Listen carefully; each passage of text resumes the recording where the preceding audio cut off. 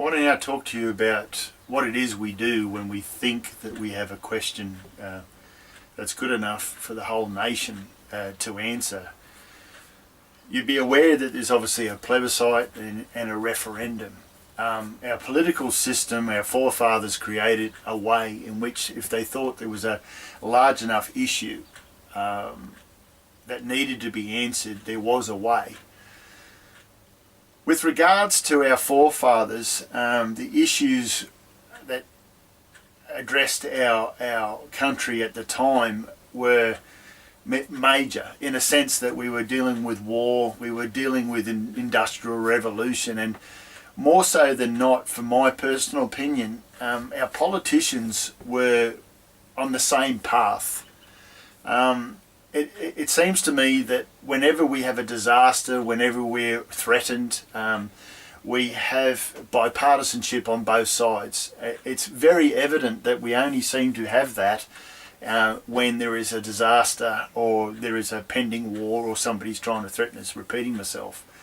In the better times since the major wars, we've had good times, but what we're tending to do is we're tending to eat each other. We're trying to make a difference. As individuals, we try and then get an issue to others through social media and hope they join with us, so you gather enough numbers that make a difference. Now that still will happen, but I'm trying to use what we have now and what is part of our process, like with the census night, to circumvent and get on with the business of governing. Lots of frustration comes from the fact that we have multiple questions, and some of them are substantial questions. First Nations questions, euthanasia question, legal marijuana for use with medicines and what have you. They're all questions that we go over and over and over and over again. And I think the basis of our problems in life is, at the moment, life is so fast, but we haven't got a system in which because life is fast, to address those issues on the run. Now, when we've seen the latest plebiscite for the gay marriage issue, whilst there was a debate about it, once it was decided and it was on that we were all to answer a question, people's aggression subsided. Whilst there still was debate, what has happened is that the nation came together at a particular time and answered a question, whether you agree with it or you didn't agree with it. But if you look at now, it's now been settled. There isn't the aggression behind the issue anymore. It's the same as Brexit for London.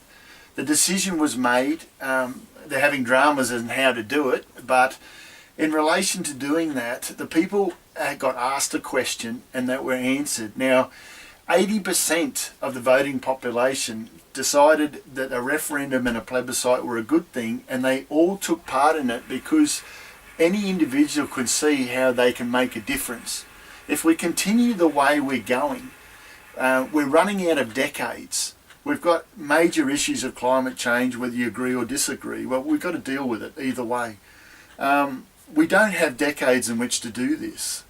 So we had an industrial revolution. I don't want to bore you, but every time in the 60s when we answered the question, did we want the First Nations people to have a vote? Well, we sorted it out. And people felt good about that. So with politicians, what we try and do, you see the independents, and they're trying to build their political party to go to war with the Labor and the Liberal, because they're the substantial custodians of our parliament.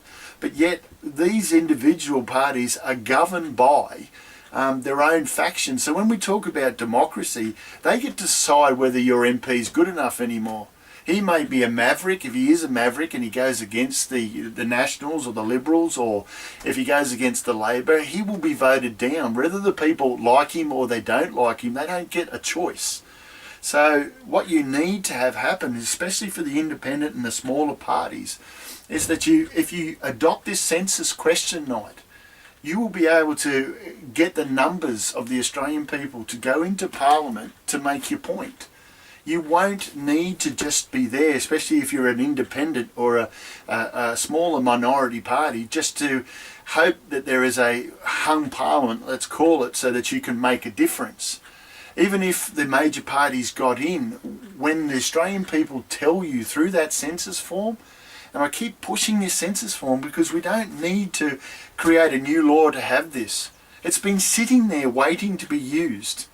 And then all of a sudden, again reiterate, the High Court has now cleared the way for a piece of paper or a government to ask a question. So I can draw the connection between the High Court giving its findings on the plebiscite and what it would say if somebody tried to challenge the fact that we're using the census form now to ask multiple questions. If we're indeed in a democracy, if we're indeed the politicians are voted by the people to do things for the people, there shouldn't be anybody that stands up and says this is not a good idea. I've said initially that if anybody does do that, it's because they're afraid of losing control. I sometimes wonder with the Liberals, when you decide to give nearly $250 billion of tax cuts, but it's very meaningless to the average person. But the other side of the coin is we could have spent all of that money on water, electricity and or food. So when I say food, it's the implementation of food. It's the lowering of the input cost of the business, so that would have a multiplier effect far more greater than giving a $5 to $10 a week rise to any individual. What I'm trying to say is that we've gone away as governments from owning assets that really make a difference, and that's electricity, water, and how we distribute our food. Capitalism is a word that we've sold all these assets off, and now we're trying to play catch up with subsidising private companies. And we wonder why that we have depression and we have all of the other issues. I believe that these other issues stem from the fact that families are not happy. They're struggling every day. They wake up every day and decide that there's so much pressure on them just to make ends meet. Now, you've heard all of this. And what has this got to do with the census form?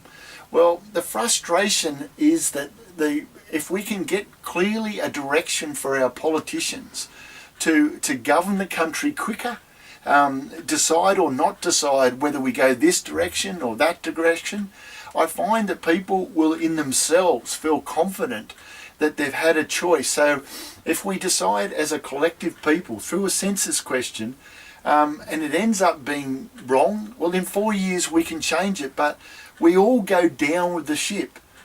A lot of people like myself say to ourselves, look, there's a better way of doing this, but yet you're all going to pull us into this future that we don't want. And then collectively, 150 people have decided for us who we decided that you haven't got a clue, but really they haven't got a clue because politicians are directionalists. What has happened is social media has been so overwhelming that these politicians, their head spins, right? They don't know, they get pushed from Peter to give to Paul. So again, referendums, we all come out. We all answer the question. We stop being aggressive with each other. With the census, if the politician said this is an issue for my census question, we're all going to relax because we know that it's going to be asked. So then that will stop distracting us on a daily, weekly basis of talking about the same thing all over and over again.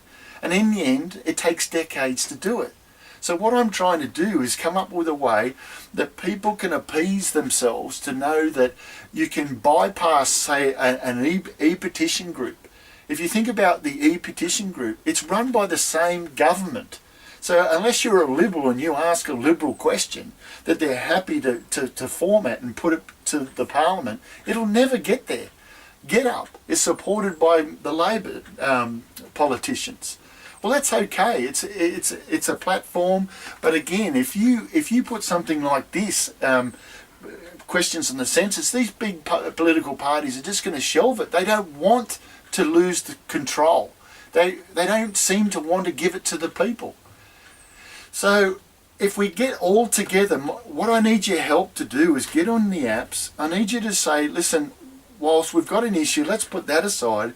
Let's work on a way that's already existing so that all of us, it doesn't matter. What we're trying to say to is brother, we understand you've got an issue. I've got one and two, but let's get a better way and be the first democracy in the world to do this.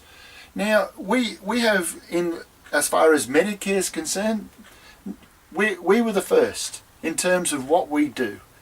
We've got a lot of firsts in this country that we do on our own.